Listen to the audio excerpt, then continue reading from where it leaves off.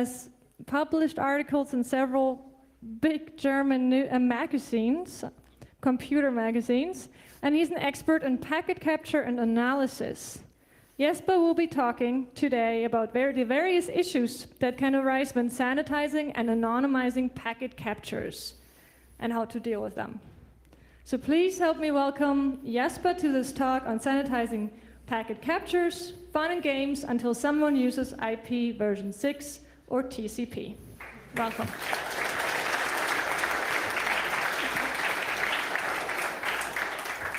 Thank you. So welcome. I didn't expect so many people in this room because the F-Not news show is coming up soon. So if you're leaving in the middle of the talk, I'm not going to be disappointed. So just go ahead.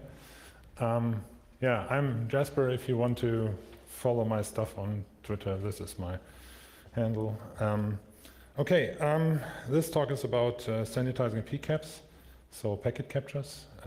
I do a lot of work reading packet captures, so you probably heard of the tool called Wireshark. I use it every day, and very often I have something that I want to show other people, but there's something in there that I can't let them know, like IP addresses and other stuff that may be sensitive.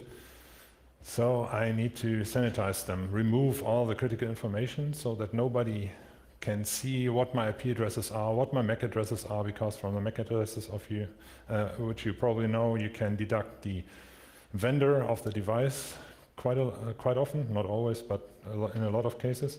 So it may be important to do that before sharing stuff. Okay, so the first slide that I'm going to show you is going to surprise you because it has nothing to do with PCAPs. Once upon a time, I did something other than that.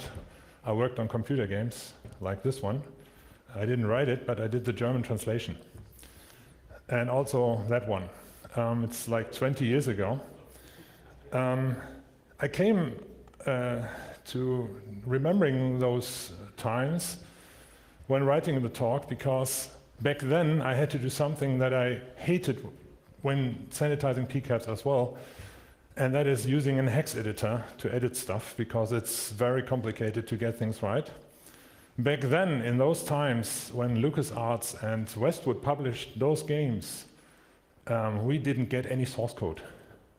Because you can imagine LucasArts back then was already very, well, they're not giving things to you where they think you could do something with it, like compile their game again or something.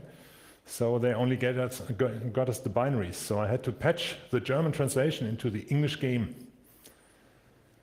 Most of you know that most sentences in German, if they are going to be nice, are much longer than the English ones. So we're sitting there in the room translating the game and always thinking like, oh damn, how I'm going to translate this? It needs to be not longer than the English phrase and still sound cool. And that is a big problem, so it cost a lot of nerve to do that. I can show you how that looked like, because I got the eye of the beholder binary here. You can see here there are all the strings in there, in the executable, unobfuscated, which was quite, in these times it's quite surprising. Nobody uses plain text strings anymore, right? Back then there were, and so we were editing in this all the time, translating the game, and that is something that I never want to do again, but sometimes with PCAPs I had to do it again. And this is what the talk is about, how to get a solution to that kind of problem. These days now, if you're doing computer game translation, of course you get the resource files with all the translation strings in them and everything, so it's much easier, but back then that was really hard work. So, for those of you who don't know what a PCAP is a packet capture, meaning it's network packets that have been captured using a capture device. It can be a PC or something special. And it's a file format. It's a binary log, and that is something quite a number of people doesn't always recognize or understand, because a lot of times we get questions about how to read it with a text editor.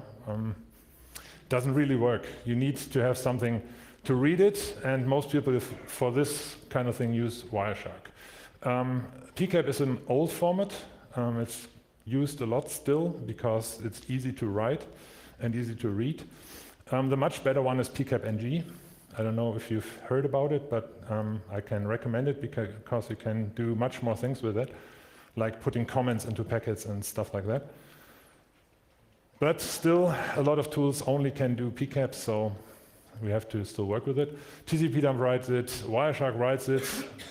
Well, dumpcap is the tool that writes it, but Wireshark tells dumpcap to write the stuff, and snort and everything else. So, why sanitization? Yeah, first of all, it's quite similar for editing packets to be able to replay them, which is sometimes necessary to mess with them and play them back to the network and see how a device reacts to it. But it's a little bit different because your focus is not on changing the packets to test something, but to remove sensitive details like user credentials or network topology. You don't want somebody to know what the IP addresses are in your network and what the gateways are and what the MAC addresses are, stuff like this. Device and software version information, because as we all know, if you find a banner from a device that tells you this is Cisco router something whatever, everybody will Google, is there an exploit for this? And if there's one, you try to attack it, so it may be interesting to remove those. Vulnerable protocols, of course. If you have telnet in your network, I would consider that a vulnerable protocol. And of course, payloads. So if you have something that is sensitive in itself and it's transported over the network, maybe you want to remove it because you don't need it for the analysis or something that you're doing later, and then you can strip it. Okay, very often people do something like this. This is actually a screenshot that I have taken from one of the Wireshark Q&A sites.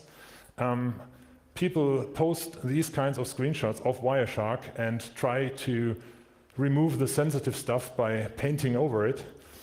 Sometimes it's really funny because you still have the hex decode down here, and then you can, if you can read hex, still see everything. So that's also a danger that you have when doing something like this. You may miss something that you need to sanitize, but you didn't, well, see that this is also the same information. Most people never look at the hex in Wireshark, so they don't realize that everything that is in the decode area is also in the hex area. In this one it isn't, so that's okay. And if I'm going to analyze something, somebody shows me a screenshot like this, very often my answer will be, first of all, nice, but I can't help you with it. Get me a PCAP. If you can't get me the PCAP because there's the IP addresses that you don't want me to see, sanitize them, replace them with something else. Okay? And this is what we're going to talk about. So there's two main groups of people that want to sanitize packet captures. That's first of all the network analysts, and a lot of them are, for example, guys working in a company. I had one occurrence where a firewall administrator told his boss, okay, this firewall company wants me to send them captures from what our firewall does so they can debug why it's not doing what it should do. And the boss said, well, we can't do that because there's sensitive information in this network. And they're at a kind of a deadlock, like the database, the firewall vendor says, I can't help you without the PCAPs.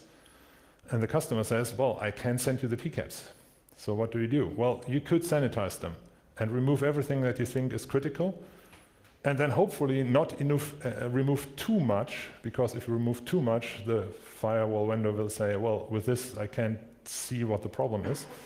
So you're always trying to find the right balance between removing stuff so that nobody sees your IP addresses and whatever, but not so much that it is unusable. And sometimes I see people removing so much stuff that it's basically unusable. So you need to find the right amount of sanitization. As a network analyst, I often only need packets up to the TCP layer, because if things go wrong in a network these days, it's most of the time related to how TCP works and what it does. I can see timing issues, retransmissions, packet loss, whatever, and I don't need the payload for it. So removing all of this payload after the TCP header is no big deal. Because a lot of networks have these obscure middle boxes. I don't know if you have seen any of those. These can be things like packet shapers, firewalls, WAN accelerators, all these magic boxes that do funny things with TCP but don't get them quite right all the time. So in that case, you can lose everything above TCP, all the payloads, doesn't care, don't matter. So, and sometimes you still need stuff like FQDNs, so DNS names, things like this, or URLs, and then things get complicated, because then you're on top of TCP, so you're in the stuff that is transported over UDP or TCP, and replacing those can be a big nightmare, and I will talk more about why it can be a nightmare. Security analysts or researcher, they usually have other stuff they care about, because they don't care about Ethernet, ARP, IPv4, TCP, UDP. Not that much, at least. I mean, if you see like an ARP-based attack, yeah, well, okay, then sanitize the MAC addresses and you can still see the attack going, but from different MAC addresses, it doesn't matter. As you can also see here, I intentionally wrote IPv4, because nobody cares about IPv4 anymore, because it's quite stable by now. That doesn't really work for IPv6, because IPv6 is still in a stage where it does crazy things sometimes, and it may be interesting to see attacks that are based on IPv6, like extension header chains that you build. I don't know how many of you are using IPv6 already? Quite a few, okay. Not that many, it's say 10% maybe. There's a lot of things in IPv6 that is still problematic, so sometimes you need to see those. And of course, as malware analysts or security analysts, you often need stuff like the FQDNs, URLs, binary payloads, so you can't just remove them. So sometimes the kind of sanitization that you do is different if you're looking at it from a network analysis point of view or from a security researcher point of view. Okay, the challenge, as I already said, is don't remove too much to make it unusable, but remove as much as you need to not give away anything that you want to keep a secret. So you need to find the right amount of, well, replacement or removal, whatever. The second problem that we have is, if there's only one packet that you need to change, that's quite simple. You can still do it in the hex editor if you have to, because, yeah, it's a lot of work, but it's just one packet. I put out a challenge like half a year ago or a couple of months ago at the Wireshark conference. The packets were in the range of, I don't know, a couple of million, and it was like a 2 gigabyte file.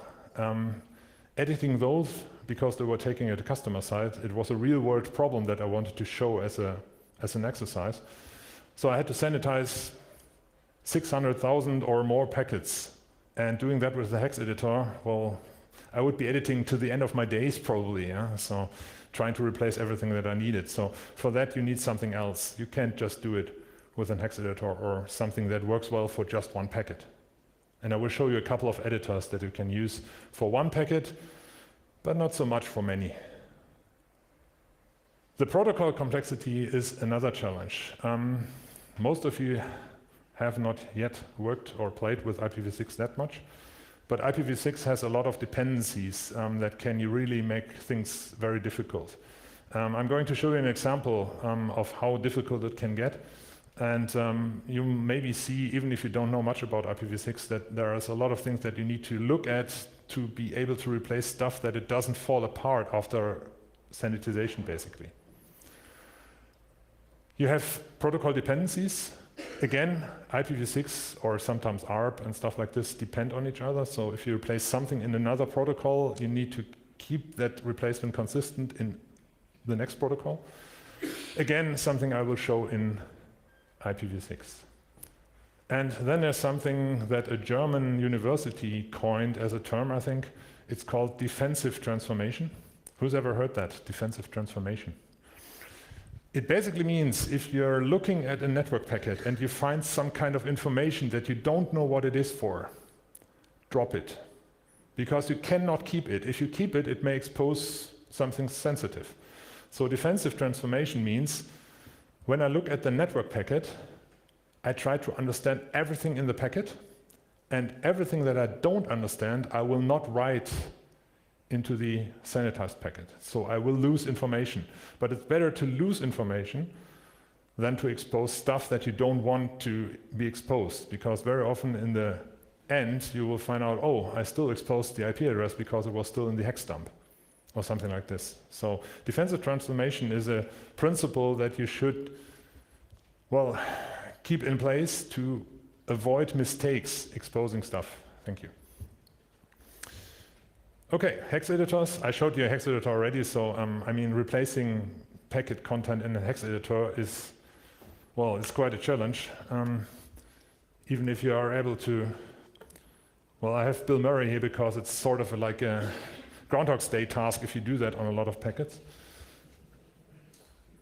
It looks like this. You go on some packets, like maybe this one.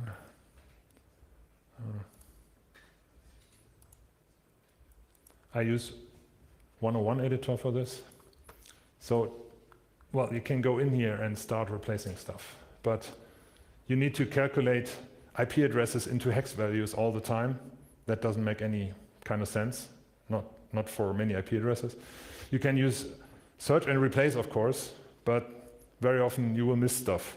And I want to show you something where you can easily miss stuff, and that is in, for example, the HTTP packet that I have here. If you're replacing by bytes, for example, in this GET request, you will see here IP addresses up here. They are 32-bit numbers, but the IP address of the X-forward4 here, that is ASCII text. So that is something completely different, but it's the same IP address. But one is 32 bits, the other one is much longer, obviously. We can also see that in the decode down here. The IP addresses are somewhere in here, and down here you will see the IP address as text. So you need to replace text and 32-bit numbers, and they need to be the same IP address. So you have to transform them all the time. This is really no fun at all, because it will also change the packet length if you do something like this. And if you change packet length, something really funny will happen. And I can show you that because I already did. You look at this trace there, it looks fine. You have a SYN at the beginning, a fin ACK at the end, no retransmissions, no packet loss, no warnings from Wireshark, nothing. And I did a replacement of the IP address in the X-forward4, and now the trace looks like this.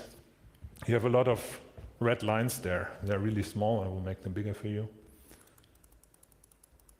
It tells me previous segment not captured, unknown segment. So this is something where a network analyst will get kind of, something is wrong here. I have lost packets. There's something missing here.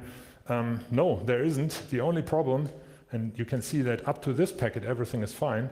The problem is that I replaced the IP address in here, which was 192.168, something longer than this, actually 7 characters longer, with something shorter, and that means that every sequence number in TCP following this packet will be 7 bytes too long. So Wireshark will all be like, I'm missing 7 bytes here.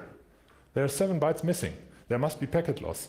And it goes through all the packets because every sequence number after the packet that is shorter or even longer will be off by the amount of bytes that you replace. So you need to then go into every packet and adjust every sequence number, but only after you did the replacement, not before. So you need to keep like a lookup table, like in which conversation did I replace, in what sequence number, how many bytes, and how much do I need to adjust this? And you can do multiple replacements in one conversation. So you have multiple points of, now I need to add 7, now I need to remove 14, now I need to add 25. It's really a nightmare. So this is why TCP very often can be hard to sanitize correctly if you're going into replacing stuff in the payload. This only happens if you're in the TCP payload. It doesn't happen if you change anything in the TCP header. Okay? All right, so this is how you do the manual replacement. There's also something in Wireshark that I don't think many people have seen. Who has used Wireshark before? Oh, most of you. Okay, good. You can do this. You can go into Wireshark. And this one is, I hope, the correct version. This is 2.1. Well, it's quite new. I use the legacy version. Legacy means it's GTK based, that's the old one. And in here you can go into Edit, Preferences. And down here, there's a checkbox for Enable Packet Editor. And with that, you can now go to any packet and say, Edit Packet. And now I can go in here and, for example, change time to live and say, well, now it's 63. Okay. And instantly, of course, the checksum is wrong because I changed something, right? So if you're doing replacements in a packet, you always need to fix the checksum. Really always? Well, sometimes you have packets where the checksum is already bad in the original. So what do? Do you fix it in the fixed version? Hopefully not, because you kind of remove the symptom that the checksum was wrong from the packet. So you need to keep it bad if it was bad, but keep it correct or recalculate it if it was correct. So something else that you need to keep in mind, like, oh, was the checksum okay? Well, replace it. Stuff like this. Well, this is something you can do with Wireshark, but only in the GTK version, not the new Qt version. Okay, then the other thing we have is Wire Edit. Wire Edit is a relatively new tool. You can use it to, well, where's my desktop? Oh, it can only work with PCAP and CAP files. It doesn't know PCAP-ng, so I need to save this as PCAP first. I should have kept an example in PCAP format, but I didn't. Test.pcap. This is just a file conversion, so don't worry, there it is. And now you can go in here and say, well, I want to edit the packet. Well, it's kind of confusing because you think you need to edit something here, but down here there's everything in that packet. And now you can say, well, I want to change the host and want to write in here www.packetfoo.com. Let's say I want to change it to blog.packetfoo.com. Okay. And the good thing about Wire Edit is it will automatically fix the checksum. So you don't have to worry about it. You can also add stuff, remove stuff, and you will run into the same problem with the sequence number. Okay, so that is Wire Edit. And again, if you do the manual stuff, you need to have Bill Murray on your side and stay in the time loop because it will take a lot of time to do this. Okay, if you do batch editing, which means you're looking at replacing stuff in an automated way to a lot of packets, to many packets, there's a couple of things that you need to keep in mind. Like if you replace an IP address with another IP address, you need to keep replacing the same original with the same replacement. Yeah, you cannot just replace it with anything you want, it needs to be consistent. And there's a couple of problems with that, because if you have a lot of IP addresses, you need sort of a database to store stuff, or you do a hash kind of thing, so that you hash the original and use the hash as an output for the new IP address. But very often that gives you funny IP addresses. So you can end up with 127.0.0.1 as the replacement when the original was 10 dot something else. And you're like, really? Someone's sending stuff from localhost? I don't think so. And then you look at the original, like, oh no. Okay, so these are all problems that you can run into. Bittwisty, TCP rewrite are basically command line tools that are used to prepare packets for re-injection into the network. So they're basically designed to help you modify packets for replay stuff. Yeah, so they're not sanitizing tools by trade, but you can use them, of course, also for kind of sanitization. Then there's Packet Anon. These are the guys with the defensive transformation. Then there's a new project. Basically, Packet Anon is a Linux tool that is using XML files to do automatic conversions on packets. It's also quite nice because you can pipe stuff from TCP dump directly into Packet Anon that will write never the original to disk, but only the sanitized stuff. That is kind of nice. And you can define how strong the replacement should be if you want to replace the MAC addresses, the IP addresses, and everything else. There's PCAP-lib, which from my point of view is not such a good name, because I don't know if you know this, libpcap is the library that reads and writes PCAP files. These guys are from China, they probably didn't realize. They wrote a paper on packet anonymization and used that kind of name. So if you want to take a look at it, they basically used the Wireshark sources to read and write packets in an automatic kind of way. So they have a nice project that hasn't continued since 2012, I think. So most packet sanitization things that you can find on the network are research papers. And as soon as people have turned in their research papers, the development stops, of course. So, well, it's out there, it's open source, go and use it and modify it, but it doesn't seem that many people do. Okay, and then there's the last one, which is called Trace Wrangler, and that is my tool. So I'm going to show it to you. It's a bit different because it doesn't run on Linux, except you use Wine because it's written in Delphi, which is, yeah, I know, not a great language. Only Russians use it, I'm told. So Trace Wrangler is for automated replacement of stuff. And I'm going to show you a little demo. What you can do here is, where is it? Up here. So you add a PCAP file, or let's say, it's this one. And then you add a anonymization task. And then you can tell it, well, what do you want replaced?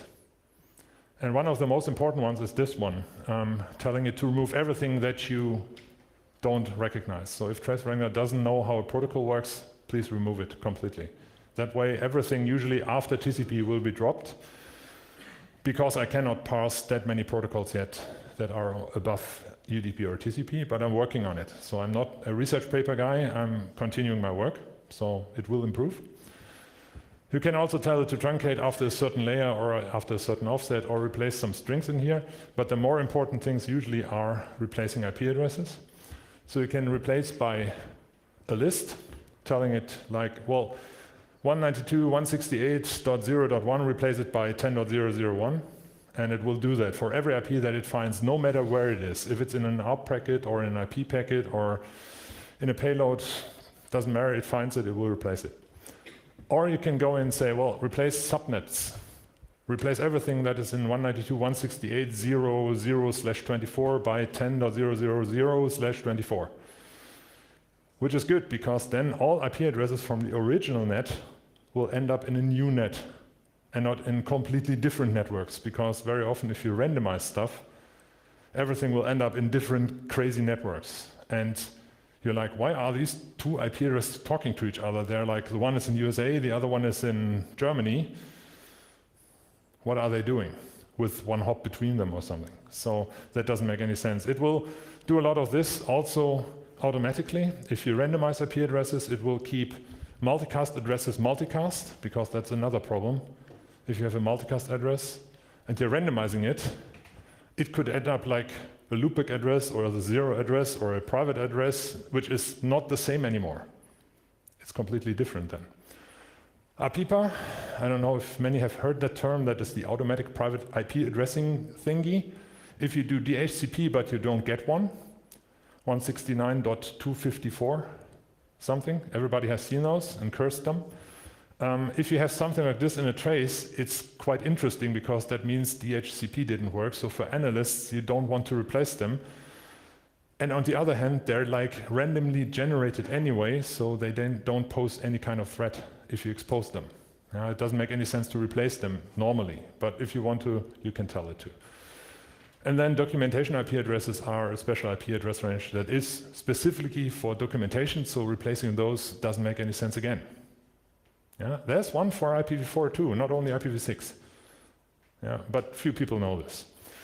Okay, and then there's something here that is called the private range mode, which means I told Trace Wrangler to, if you find an IP address that is 192 something or 10 something or 172 something, it's already private.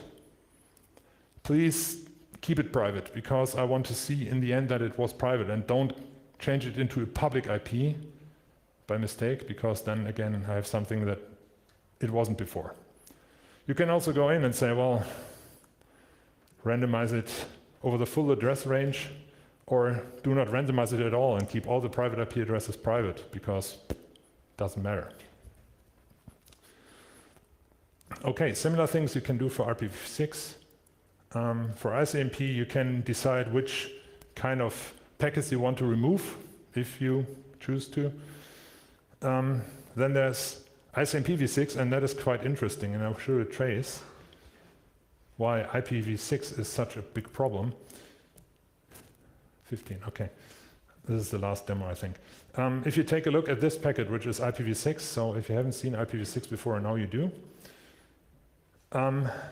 This packet is kind of problematic, because if you know a bit about IPv6, the destination IP address here, FF02, ::1, and so on, is a very special multicast address that is created for a search. Kind of, I want to know where my neighbor is, which used to be ARP before. ARP doesn't exist anymore in IPv6, for those of you who don't know. So you use ICMPv6 for this. This IP address is based on that IP address. You can tell by looking at the last couple of bytes here, you see they are the same. So this one and that one, if you replace any of them, you need to keep the two of them consistent, but they're different classes. So that is a problem. Okay? And the other thing, which is even worse, and by spotting the FFFE in here, every IPv6 administrator will tell you this. This IP address was created from the MAC address. So look at the MAC address up there, and you will see it again, that this here, 026EA5, is somewhere up there on the, well, see, from there, yeah, the destination is kind of replaced here. It's like this. So you need to look at the IP address, the multicast address, and the MAC address, and if you replace any of them, replace all of them. So you need to change the MAC address, then the IP address, then the other IP address. And that is something that TraceRanger can do, but nobody else so far I've seen. Which is, it was something where I thought, this is easy, and then it was a weekend of coding. So it took a lot more time than I thought. Okay, and TraceRanger can even do work on crazy stuff like this. I don't know if you've ever seen a packet like this. Yay! Ethernet, MPLS, MPLS, Ethernet, IP, UDP, GTPU, which is a tunneling protocol, IP again, TCP. And if you want to sanitize this, good luck, because it's a lot of stuff. But I can read all of them in TraceRanger and do the sanitization for you, and it should work. If it doesn't, send me an email, I fix it. Okay? So TraceRanger can be downloaded, and that's the last thing I'll show before going to questions, if there are any. It's downloadable here, if you want to. I didn't open source it yet, but I will. I'm still looking at the licenses. I'm getting crazy. I already asked you about it, like which one I'm going to use. Well, I'm going to use probably GPL or something. Then you can look at the TraceRanger code also. And, well, all of this I already did talking. And thanks and questions.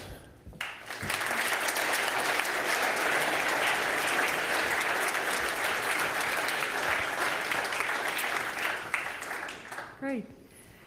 Anyone with questions? There are 4 microphones in the room. You can go to the microphones now. If not, send me an email later. That works too. Or Twitter or whatever. Yeah. Yeah, there we go, right here. You thought about the problem with HTTP, anonymizing HTTP. Could you get a little closer to the microphone, please? Sure. Yeah, the problem with anonymizing HTTP, yeah. where you have the IP also on layer 4 yeah. or 5, 6. That's not something you can address with Packet Wrangler. Not right now. No, I'm working on it. I wrote basically what TraceRanger does it reads the packet from Ethernet up to the highest level it can pass. Right now that stops at TCP. But I'm working on an HTTP parser already. And then it replaces everything that it finds and reconstructs the packet from top to bottom. So basically it pulls it apart, replaces everything, puts it back together. That's the only way that you can do this. And I've started working on the HTTP parser, and I tried to get it done for CCC, but I didn't because I didn't have enough time. It will be the next thing that I do, and then you can do it in Tracewangler. Yeah, it's a lot of work because there is the reassembly coming into play. Most of you know probably what TCP reassembly means. That means that we have to recombine all the payloads first, because an HTTP request can span across multiple packets. There are sometimes very long URLs that go from one packet over 4 or 5 more, and you need to reconstruct it first and then replace stuff, and things can get longer or shorter. Then you need to cut it into pieces again, but they need to be the same size, or they should be. So you need to remember where the cuts were. And what happens if you have packet loss and something's missing in the middle? Then it's like, uh-oh, there must be a retransmission somewhere, but where is it? I have to look here, get it here, put it in there, reconstruct it, put it back there when you write the file again. So I cannot even read and write stuff sequentially. I need to read it, try to put it together, and then remember where everything was before I read it, and write it out like in the same order that I read it. So that's why it's a nightmare, yeah, to work on TCP stuff. It's really not easy, because otherwise I would have done it already. I'm working on this tool for 3 years now, and I haven't got there yet. But I will, in some, well, far future, maybe. But I will do this for one packet stuff already. So most HTTP requests are in a single packet, unless they're very long. And that will be something that I will do in the next couple of weeks, probably. Do we have any questions from the internet? Yes, there was one question. Do you also anonymize domain names? Right now, no, I don't. But I'm really close to this because I can already read DNS. But DNS is another big problem. I have one slide on this. If you're replacing FQDNs and you have something like testpacketfoo.com and you replace it with something secret.com, that means that you replaced packetfoo with secret, com with com, and test with something. And if you then have ABCDEF packetfoo.com, you need to remember that you replaced this with secret, but this here needs to be replaced with something else. So again, you need to remember parts of the FQDN, you need to pull it apart, put it back together. It takes a long time to get that right, and I haven't gotten there yet, but it's one of the next things I have to do, because for the HTTP thing to work, I need to be able to sanitize the host name in the GET request. So that means first I need to be able to sanitize FQDNs. That is the first step that I have to do, and then I can do the rest. So yeah, I will do that. I'm not there yet. Too much work at Airbus. Thanks. Thank you. On the left side, right here. Is there a command line interface? Not right now. The problem with that is that if you look at the replacement parameters in Tracewangler, and you see it's a big dialog here, to add all these options as a command line version would make it very long, or you need some sort of a parameter file that you give into the program. I put a lot of code into the GUI version to be able to make sure that the user doesn't do anything crazy that will mess with my program. And that's why I don't have a command line version yet, because then I need to sanitize the input first. And that is a nightmare in its own, as everybody knows, right? So sanitizing inputs, not so much fun. Even less fun than writing a GUI, which is no fun at all. Okay, next question. Okay. With Wireshark, you usually try to find a problem, as you said, whatever, networking or whatever. And with Wireshark, we did a lot of work to actually get it bulletproof, to actually do the IP addressing and whatever correctly dissected. How often does it happen to you that you actually, introduce new problems into the capture file? And how easy or how hard it is to actually detect this? Okay, at that moment? so if I get you right, you mean when I read a PCAP and write it again and do something wrong when writing it, how often do I put problems in there? I mean, you're actually trying to troubleshoot something. Yeah. And you try to sanitize the PCAP, and then you send it to someone, and then he tried to analyze it. Okay, and then he finds something that I introduced by sanitizing it. Exactly. Okay, yes, that is a problem. And that's something that I live in constant fear about, because if I insert problems into a capture file that hasn't been there before, I may lose reputation quite fast, because basically I'm more of a problem than helping you. So I try to make sure that this doesn't happen. One of the first things I usually do is, when I'm able to read and write packet files, I don't sanitize them at all. I just read them, deconstruct them, and write them back out again. If that works, and if I get an identical copy, I'm relatively sure that I'm okay-ish. And then I need to do the replacement, and then there's a lot of checking if this is correct. The good thing is I'm doing packet analysis for over 10 years now, so I'm one of the most feared guys when it comes to Wireshark, because I very often am in contact with the core developers and giving them hell about how Wireshark is doing things wrong. I can spot stuff going wrong by looking at packets. And the first thing I always ask myself is Wireshark wrong or am I wrong? And very often it's 50-50.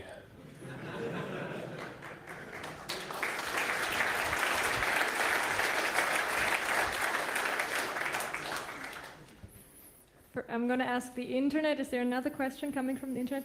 No question from the internet. Okay, then we have one right over here. Thank you. Yeah, it's been, I think, a decade since I looked at it, but do you know about Argus? Yeah. And anonymize that stuff? I haven't really used it, I have to admit. The thing is that Argus is, I think, I've seen it to be web-based from the front end kind of thing. I have to try to take a look at it, but I haven't used it yet. Okay. It's I think it's mainly command line based, but it uses an own capture format and does a lot of analysis itself. The problem with that would be, can you convert it to PCAP?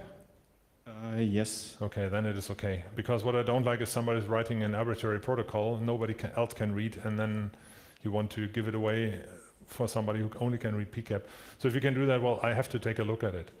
I wanted to write a tool that is fully under my control, that I can tell to do everything I like, and do not do stuff that I don't like. So maybe I'm doing stuff that Argus already can do. I have to take a look at it, but thank you. Okay, if there are no more questions, then as Jesper said, you can email him. But for now, please help me to thank Jesper. Thank you for the talk today. Thank you.